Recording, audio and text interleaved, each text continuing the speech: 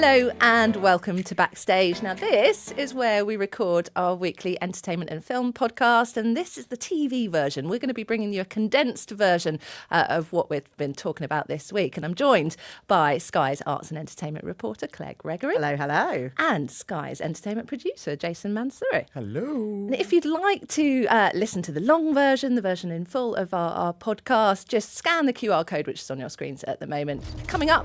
You're the most wanted man on the planet. Do you know who you're going to take with you to see the boys? Strippers! Are you still doing it? What do you think? And if we're going to talk about shows that we really get excited about, after 4 years, Black Mirror is back. And should we take a look at the kind of brief snippets that we're able to tease you about with Black Mirror returning to Netflix? This guy had been abducting people. So that's what your documentary's about? The details are so awful, it is irresistible. I love it.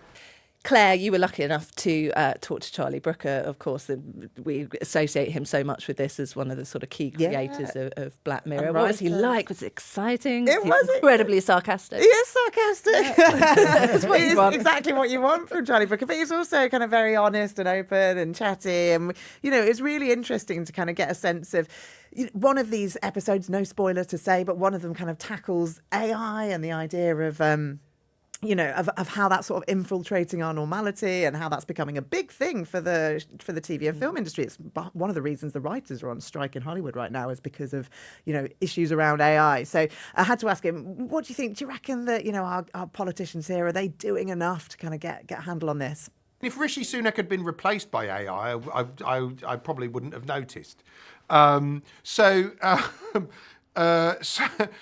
actually, he'd be a good character to pop up, like, the paperclip that used to pop up in Microsoft Word. I'd like a little Rishi Sunak that pops up and goes, it looks like you're writing about how depressing the government is. Would you like some help with that? Charlie Brooker, always pretty amusing, no matter the subject. But what did you think of this series? Because they've talked a lot about how they're doing something different this series. And one of the things they are doing is more comedy. The first episode of the series is, no spoiler to say, it's funny. It's that first funny. episode is the standout episode. Jonah's awful. It's brilliant. And it's got Salma Hayek in it and the brilliant woman from Schitt's Creek. Why can't Annie Murphy. Annie Murphy, yeah, of course.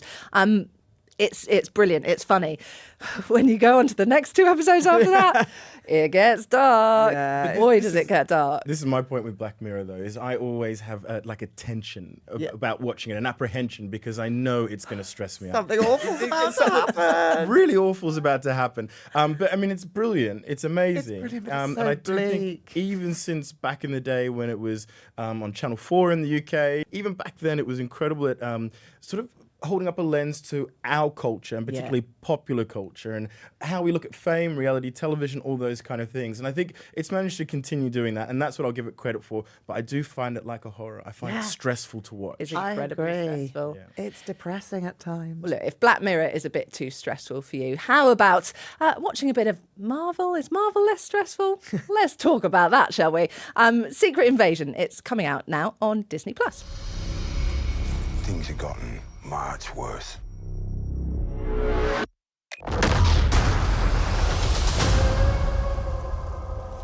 Why do you think I came back? Claire, you're the big Marvel fan here. I feel like we should start with this. Out of all of us, I feel like I just occasionally dip my toe in. What's interesting about this is it is a little bit different. This isn't, like Loki or like WandaVision.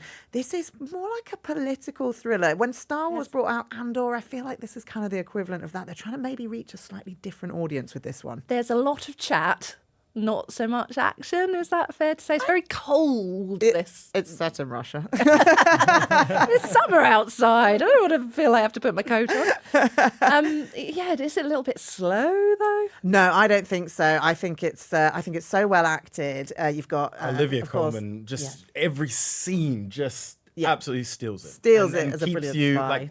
amused, entertained, engaged. It's brilliant.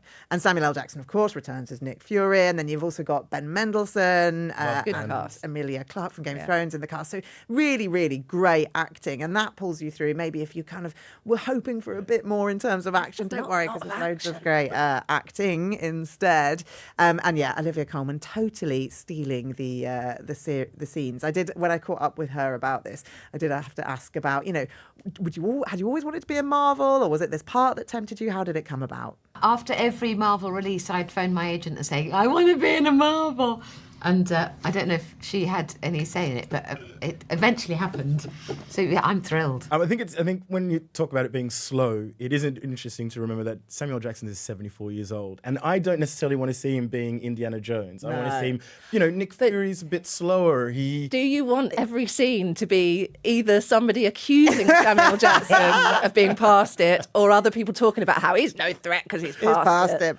Okay, then let's look at money then. I mean, the reality is that Disney made two very big acquisitions. One for Marvel for $4 billion and the other one for Star Wars for about $7 billion. It got a lot of slack for Star Wars for $7 billion, but you can see how much they managed to put out and how they managed to get that money back again. And I think that's what's happening here with Marvel and the Marvel Cinematic Universe. The problem is that when you have a Loki and you have a WandaVision and you have all these series come out, something's got to be a little bit flat. And I think, unfortunately, this might be the one. I'm not saying it's flat.